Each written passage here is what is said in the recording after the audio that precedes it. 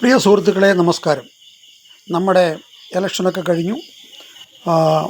കേരളത്തിലെ ഭൂരിഭാഗം ജനങ്ങളും ആഗ്രഹിച്ച പോലെ പിണറായി വിജയൻ്റെ സർക്കാർ മാറി. ഇനി പുതിയ സർക്കാർ വരിക.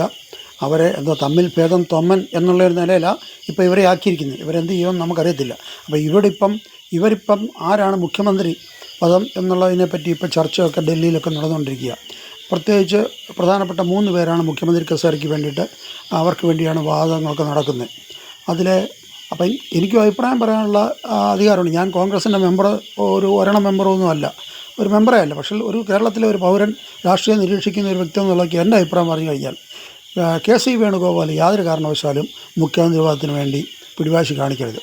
പിടിവാശി കാണിച്ചാൽ തന്നെ അദ്ദേഹത്തിനെ മാറ്റി നിർത്തണം. ഒന്നാമത്തെ കാര്യം, അദ്ദേഹം ഒരു MLA അല്ല. ആ MLA അല്ലാത്ത ഒരാളെ പിന്നെ ഒരു MLA ആക്കണം. അദ്ദേഹം ഒരു MP ആണ്. അവിടെ ഒരു തെരഞ്ഞെടുപ്പ് വരും. ഈ 2 തെരഞ്ഞെടുപ്പുകൾ ആവശ്യമില്ലാതെ വരുത്തി വെക്കും. പിന്നെ 102 MLA അവഹേളിക്കുന്നത് തുല്യമാണ് അദ്ദേഹത്തിനെ ആക്കുന്നത്. ബാക്കി 102 പേർക്ക് എന്ന യോഗ്യതയില്ലാത്തവരാണോ?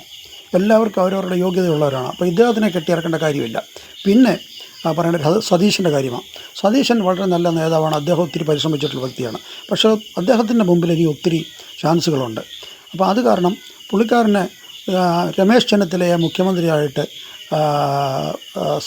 ആക്കാൻ സമ്മതിക്കണം.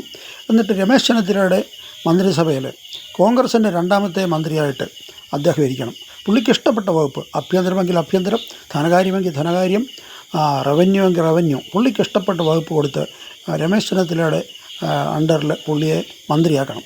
അത് കഴിഞ്ഞിട്ട് പുള്ളിയുടെ മുമ്പിൽ ഇനി ഇഷ്ടം പോലെ ചാൻസുകൾ കിടക്കുകയാണ്. 5 കൊല്ലം കഴിഞ്ഞിട്ട് ഇന്നത്തെ BJPക്ക് കിട്ടിയ 3 അടുത്ത പ്രാവശ്യം നോക്കണം, അടുത്ത 31 ആ 3 30 ആകും. LDFൻ്റെ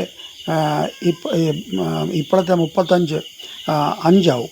അപ്പം രമേശന് ഈ നല്ല ഭരണം കാഴ്ചവെച്ച് കഴിഞ്ഞാൽ VD സതീശനൊക്കെ ഇനി ഇഷ്ടം പോലെ ചാൻസ് കിടക്കുക.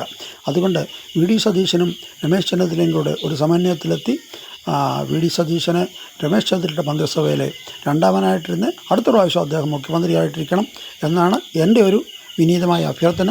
നന്ദി, നമസ്കാരം, ജയ് ഹിന്ദ്.